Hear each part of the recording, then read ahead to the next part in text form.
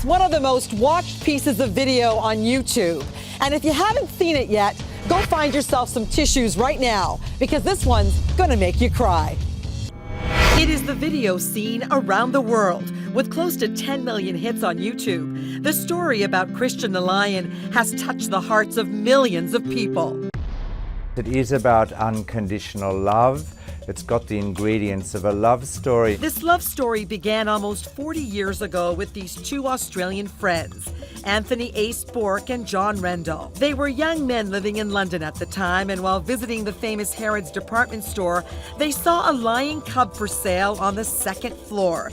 It was love at first sight. We did just see him and fell in love with him and thought we can do as well as anyone can in trying to secure a sort of future for him in 6 or 12 months.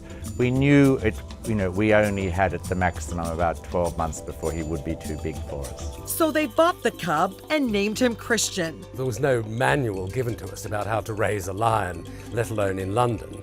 We were given a very comprehensive diet sheet, and we knew how to physically look after him, but the mental thing, of course, was we were unprepared for that.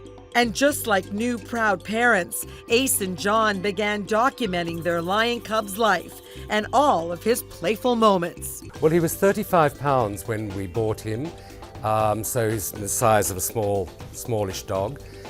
He grew to 175 pounds in the 9 months that we had him in London.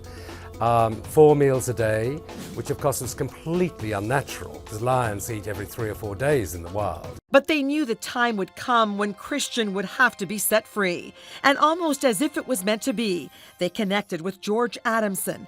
Adamson and his wife Joy wrote the book Born Free.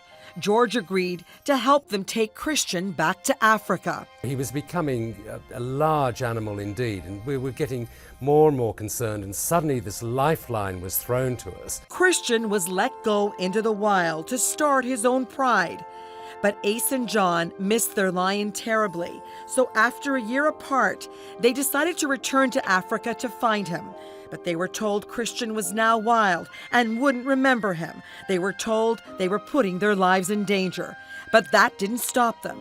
Their story was documented, and this is the famous film.